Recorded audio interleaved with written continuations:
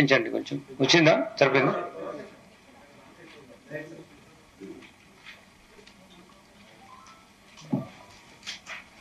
Meerpet police స్టేషన్లో జరిగినటువంటి అత్యంత క్రూరమైనటువంటి ఒక మర్డర్ కేస్ మీ ముందుకు నేరస్తుని ఇంతకుముందు ప్రజెంట్ చేశాం. దీనిలో ఉంచి చాలా రోజుల నుంచి మీరు ఎదురు చూస్తున్నారు, ఎటువంటి ఇన్ఫర్మేషన్ పోలీస్ నుంచి వస్తుంది, ఎటువంటి డిటెక్షన్ పోలీస్ చూపిస్తుందని. So my team operated very professionally without leaving any stone unturned. Professional perspective లో ఇన్వెస్టిగేట్ చేయడం జరిగింది. అతనికి ఏమాత్రం పశ్చాత్తాపం లేకుండా, ఏమాత్రం అతను చేసిన క్రూరమైనటువంటి చర్య పైన ఎటువంటి remorseless, doesn't have any guilt for doing this offense. And this is rarest of rare ways a person behaves this way and kills his own wife who has walked with him from her home, feeling that she will be in safe hands. అటువంటి పరిస్థితిలో నుంచి ఉన్నటువంటి ఒక మహిళను, నిస్సహాయ స్థితిలో ఉన్న మహిళను, భార్యగా ఉన్నటువంటి మహిళను ఇంత క్రూరంగా ఇతను హత్య చేశాడు. అప్పుడు హత్య చేసినప్పుడు మీ ఇన్వెస్టిగేషన్ లో చూస్తున్నప్పుడు, ఇన్వెస్టిగేట్ చేస్తున్నప్పుడు we were thinking like beach comber, like you move around the beach కదా, ఏమన్నా మహత్యం లాంటి కనబడుతుందా, ఏమన్నా ఈ నేరం ఇలా జరగలేదని అనిపిస్తుందా, ఇంత క్రూరంగా మనిషి బిహేవ్ చేస్తాడా, ఇట్లా ఉంటారా, ఇంత రేరెస్ట్ ఆఫ్ రేర్ వేస్ లో ఒక వ్యక్తిని చంపుతారా అనేది we were really lot of things in our mind. But professional గా మేము చేయాలి కాబట్టి, ఎవిడెన్స్ కలెక్షన్స్ చేయాలి కాబట్టి ఇవన్నీ చేస్తూ దానికి తగ్గట్టుగా మాకు అడ్మిసిబుల్ ఎవిడెన్స్ ఏమి ఉండాలనేది మేము ఫోకస్ గా ఉండి ఈ కేసు మా టీం మొత్తం చాలా కష్టపడి డిటెక్ట్ చేసింది. దీంట్లో సైంటిఫిక్ ఎవిడెన్స్ ఏదైతే అవసరం ఉంటుందో అవన్నీ మేము కలెక్ట్ చేస్తాం. అవి కోర్టు వారికి మేము సబ్మిట్ చేస్తాం. అంతేకాకుండా ఈ వ్యక్తి ఒక కొన్ని రోజులుగా ఇతను వాళ్ళ చేస్తున్నటువంటి ప్రవర్తన పైన కూడా మేము we have certain information about him. That will be part of investigation. ఇతను మీకు తెలుసు, మాకన్నా ఎక్కువ పేర్లు మీకే తెలుసు, but as part of formality I tell the names. పుట్ట వెంకట మాధవి, ఈవిడ నేరస్తుడు గురుమూర్తి యొక్క జీవిత భాగస్వామి, 30 సంవత్సరాల వయసు ఉంటుంది. వీళ్ళు జేపీ చెరువు అని చెప్పేసి ఉన్నటువంటి విలేజ్ లో ప్రకాశం డిస్ట్రిక్ట్ నుంచి నేటివ్ ప్లేస్, ఇక్కడ వచ్చి జిల్లెలగూడలో వాళ్ళు నివాసం ఉంటున్నారు ఇక్కడ. ఇతను నేరస్తుడు గురుమూర్తి 39 సంవత్సరాలు. ఇంతకుముందు ఆర్మీలో పనిచేసి వచ్చాడు, ఫుల్ టర్మ్ అతను ఆర్మీలో సర్వ్ చేసి వచ్చాడు. వచ్చిన తర్వాత ఇక్కడ చిన్న చిన్నగా ప్రైవేట్ దాంట్లో కానీ అక్కడ ఉద్యోగాలు చేసుకుంటూ జీవితం సాగిస్తున్నాడు సెక్యూరిటీ గార్డ్ గా. ఈ క్రమంలో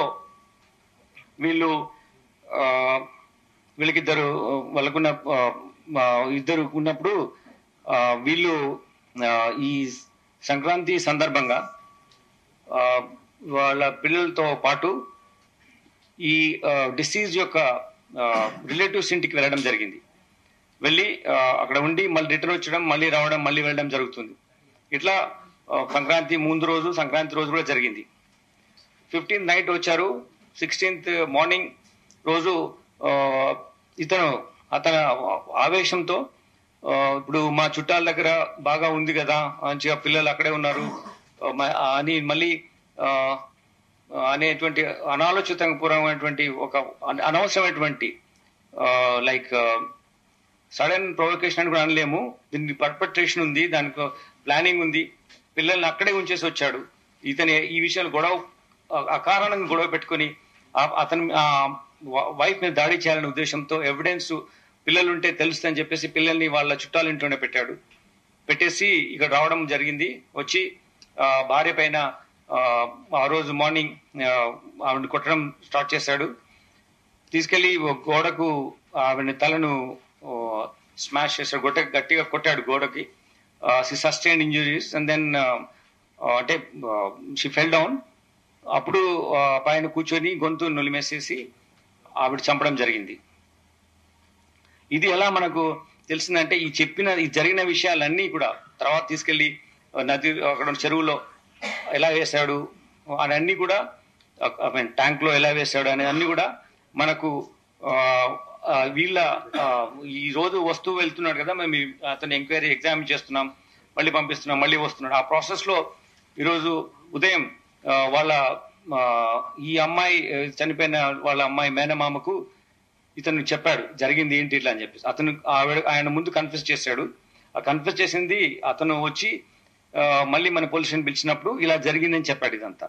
దీంట్లో ఇవన్నీ కొట్టడం జరిగిన తర్వాత ఆవిడ చనిపోయిన తర్వాత ఆవిడ్ని ఇంట్లో ఉన్నటువంటి కత్తితో ఫస్ట్ లెగ్స్ కట్ చేసి, తర్వాత 2 చేతులు, బాడీ పార్ట్ ఒకటి, దెన్ తల, ఈ 4 పార్ట్స్ కట్ చేసి వీటిని ఒక వాటర్ లో పెట్టి హీట్ చేస్తాం కదా మనం చిన్నప్పుడు స్నానం చేయడానికి పెట్టుకునే, అటువంటి దాంట్లో పెట్టి చిన్న చిన్న పార్ట్స్ చేసిన అన్ని పెట్టి హీట్ చేశాడు, బాయిల్ చేశాడు. తర్వాత వాటిని తీసుకున్న బాయిల్ చేసిన తర్వాత ఈ పీసెస్ తీసుకెళ్ళి even it's so I don't understand how person can behave like this. It's ultimate stature of barbaric nature, inhuman way of doing thing. Utterly it is rarest of rare ways of doing and killing a person this way without ఏ మాత్రం పశ్చాత్తాపం లేని విధంగా. ఆ ఇంట్లో చంపిన తర్వాత, ఆ చిన్న ఇల్లులో చంపిన తర్వాత ఒక ఇంట్లో రెంట్కుంటాడు అతను.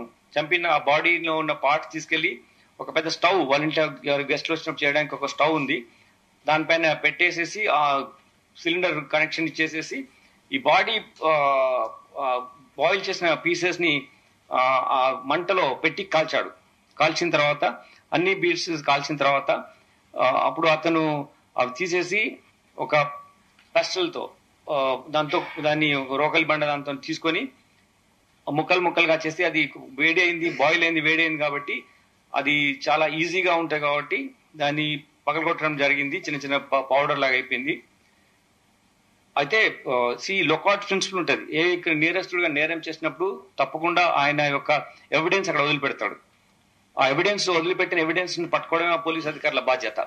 సో ఆ ప్రిన్సిపల్ మాకు ట్రైనింగ్ లో చెప్పిన ప్రిన్సిపల్ ఆధారంగా ఇతను చేస్తున్న తప్పులు అతను అనుకున్నాడు, అది ఎవరు చూడరు, ఎవరు ఒక్కడే ఉన్నారు కదా అని. కానీ we got sufficient evidence to prove this and we got that. చేసిన తర్వాత ఆ ముక్కలు అవన్నీ చేసి ఒక బకెట్ లో వేసి 6 o'clock టైంలో ఈవినింగ్ తీసుకెళ్లి అక్కడ ఉన్నటువంటి జిల్లాల కూడా చెరువు దగ్గర తీసుకెళ్లి, పెద్ద చెరువు తీసుకెళ్లి అక్కడ వేసాడు. వేసేసి ఒక బకెట్ లో ఒక పెయింట్ చేస్తారు కదా, ఆ పెయింట్ వేసే దాంట్లో పెట్టి తీసుకువేస్తాడు. అది తీసుకెళ్ళినామంటే బకెట్ కంటైనర్ ఏది ఉందో అది సీజ్ చేయడం జరిగింది. దాని తర్వాత అతను ashes I don't understand how to explain it.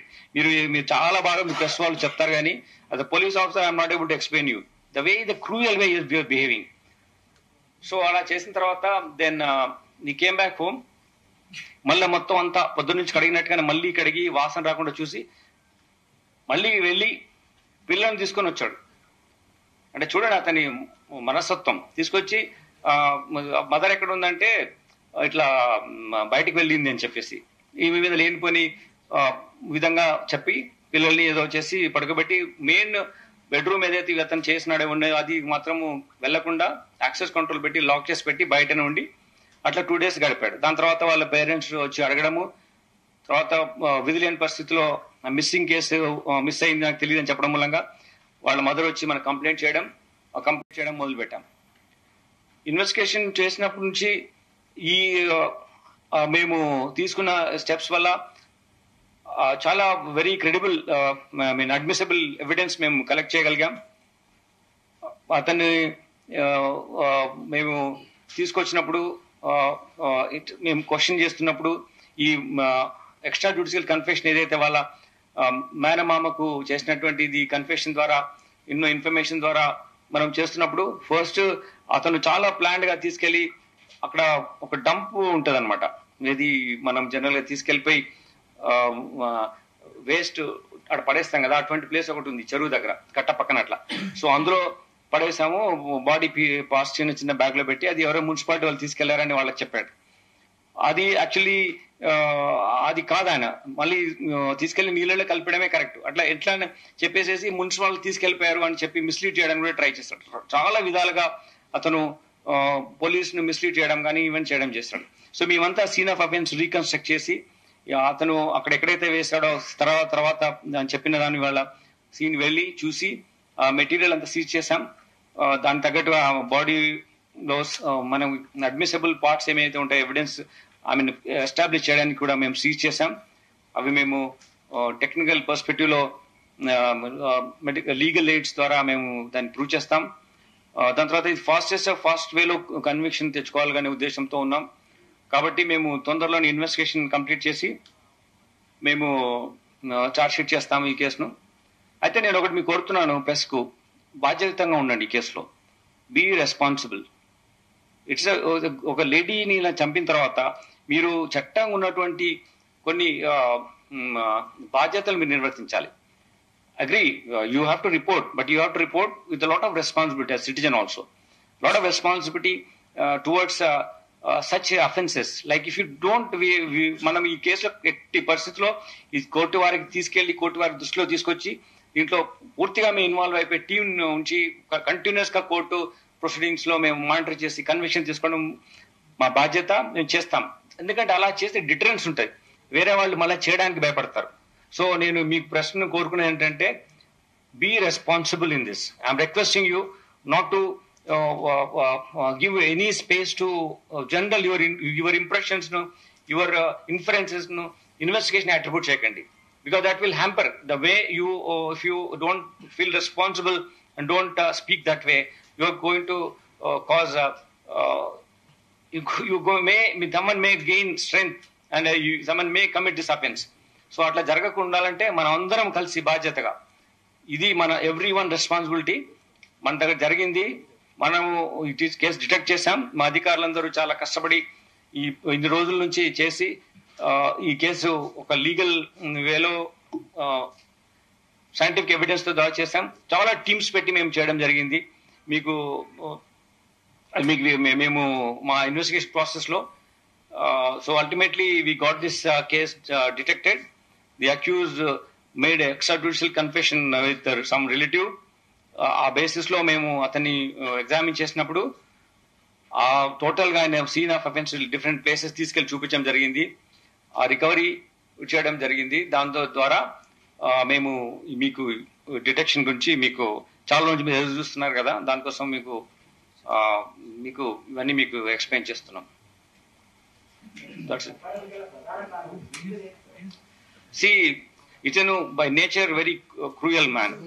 So అతను వచ్చిన తర్వాత భార్య, ఇప్పుడు మా ఇక్కడ హైదరాబాద్ లో ఉన్నాం కదా, మనం మన చుట్టాల ఇంట్లోనే హ్యాపీగా మా పిల్లలు ఉన్నారు కదా అని చెప్పింది, ఇంకా మనం ఇక్కడే ఉందాము అనే ఉద్దేశం. దాని తర్వాత అతను పొద్దున్న లేవగానే ఆమెను చాలా పంచాయతీ జరిగే వాళ్ళ మధ్యలో కొన్ని ఇష్యూస్ లో. సో దాన్ని దృష్టిలో పెట్టుకుని అతను ఆమెను కొట్టడం స్టార్ట్ చేశాడు, ఇండిస్క్రిమినేట్ వే. సో అప్పుడు కొట్టడం ప్రాసెస్ లో అతను ఆమె చంపాడు. చంపిన తర్వాత ఆ చంపిన నేరం ఆయన మీద పడకుండా ఒక మిస్సింగ్ కేసులో ఉండే విధంగా అది చూసి ఆ బాడీని ఇలా చేసి తీసుకెళ్లి నీళ్ళలో కలిపాడు.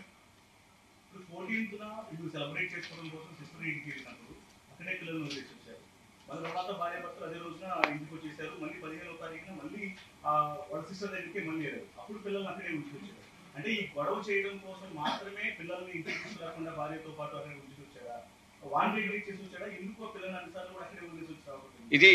ఇది basic crux of the investigation. అతను డెలిబరేట్ గా ప్రీ మెడిటేటెడ్ ప్లాన్ తో పిల్లలు ఉంటే అతని ఇలా చేయలేడు కాబట్టి ఈ కావాలని వాళ్ళని అక్కడ ఉంచడం జరిగింది. నో రిమోర్స్, ఎటువంటి పశ్చాత్తాపం మేము మాట్లాడినప్పుడు లేదు. ఆయన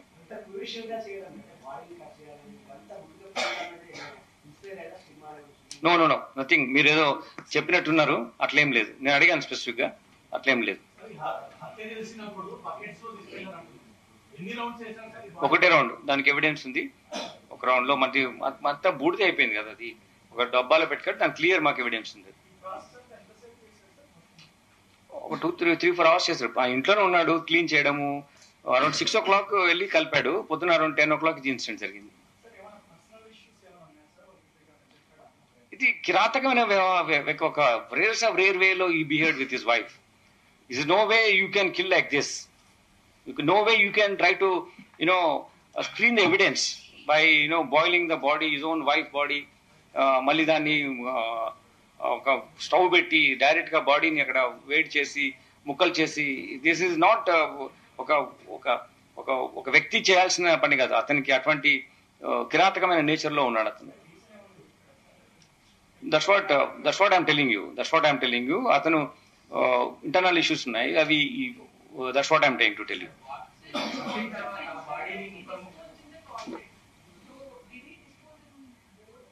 మీరు అదే దయచేసి ఎక్కువగా ఇన్వెస్టిగేట్ పోలీస్ చేయండి.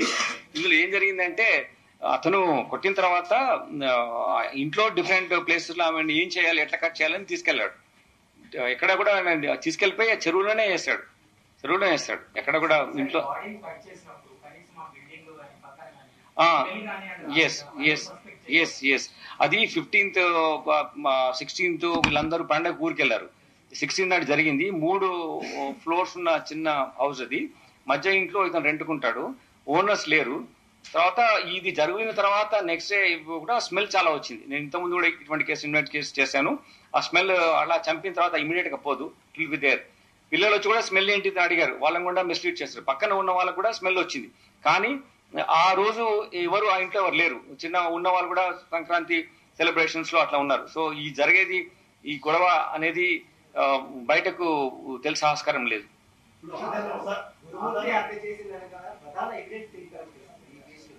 నేను కోర్టు వారికి ఇస్తాం అది.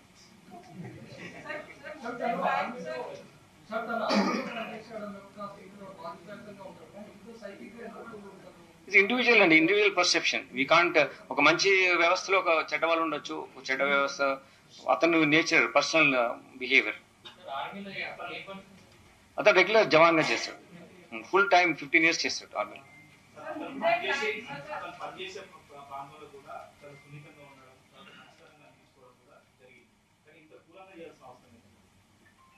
ఇండివిజువల్ యొక్క ప్రవర్తన మనము ఇంటర్నల్ గానే ఉంటుంది. మనము there are two faces of a person sometimes, like you can't really do with his wife and with outside world.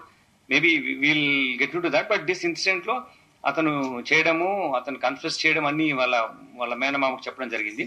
That is way of behaving like. No, that is not at all has come anywhere in our investigation. No.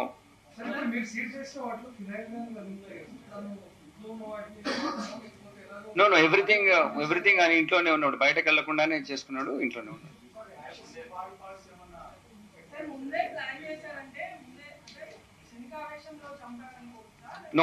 No క్షణికావేశం కాదండి.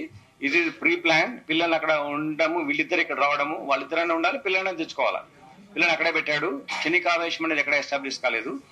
తర్వాత చాలాసార్లు మనం చూసాం, ఆ క్షణికావేశం అయినప్పుడు మళ్ళీ వచ్చి పోలీసుకి inform చేస్తారు. అట్లా చేయలేదు అతను.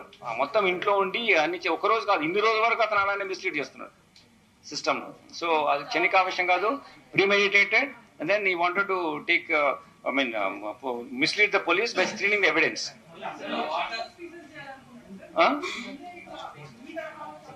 అంటే అతను చంపిన తర్వాత మనకు తెలిసిన విషయం ఏంటంటే, ఇది ఎలా ఈ ఎవిడెన్స్ లేకుండా ఎలా చేయాలనే ఉద్దేశంతో అలా చేశాడు. అది ఆయనకున్నటువంటి evil mind. It speaks about his Nefarious designs and sinister mind. ఆధారాలు ఏమీ లేకుండా చేశారు. కేసులు ఇన్వెస్టిగేషన్ చేయడం కూడా చాలా ఇబ్బందిగా మారింది. మీరు కూడా చెప్పారు, దేశవ్యాప్తంగా ఉన్నటువంటి ఎక్స్పర్ట్స్ కూడా పిలిపించి మరి ఇన్వెస్టిగేషన్ లో భాగంగా వాళ్ళు యూజ్ చేస్తున్నామని కూడా చెప్పారు. మరి కనీసం ఇందులో వాళ్ళ యొక్క ఎక్స్పర్ట్స్ వచ్చారు కదా, వాళ్ళ ద్వారా కూడా ఏమైనా ఆధారాలు సేకరించడం జరిగిందా, లేకపోతే మీరు చేసినటువంటి ఇన్వెస్టిగేషన్ లో శ్రీనాథ్ రీకన్స్ట్రక్షన్ చేసిన దాంట్లో భాగంగా గమనించారా? అసలు చెరువు దగ్గర ఆధారాలు దొరికినాయా, ఇంట్లో ఆధారాలు దొరికినాయా, అసలు ఎట్లా అసలు ఇంత క్రిటికల్ గా ఈ రోజు? మీకు ఇంత క్లియర్ చెప్పాను, ఇంతకు ముందు చెప్పాను మీ బాధ్యతలు ఏంటి, నా బాధ్యతలు ఏంటిదని. నేను కోర్టు వారికి చెప్తాను అవన్నీ. లేదండి, మేము చాలా స్పెసిఫిక్ గా ఈ విషయం కూడా, ఎందుకంటే మోటివ్ ఫ్యాక్టర్ లో మేము చూసాం, అటువంటిది ఇప్పటి వరకు ఏమీ మాకు ఎస్టాబ్లిష్ కాలేదు.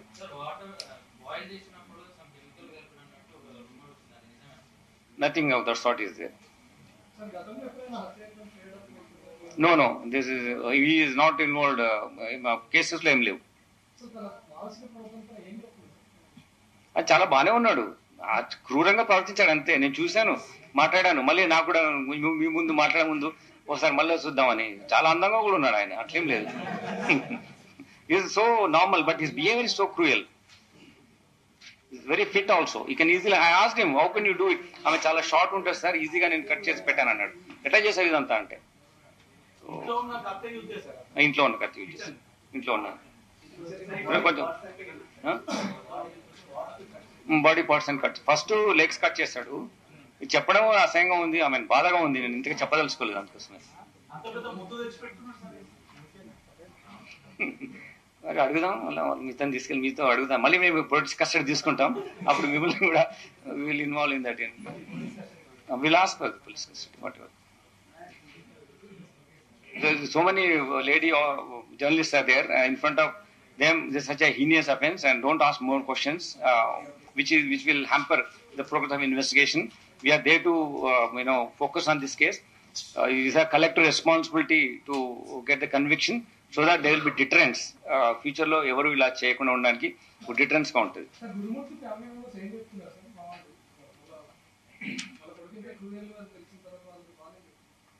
I'll have to talk to them. I'll have to talk to the kids. Okay then, thank you. చాలా టైం ఇచ్చాను కదా.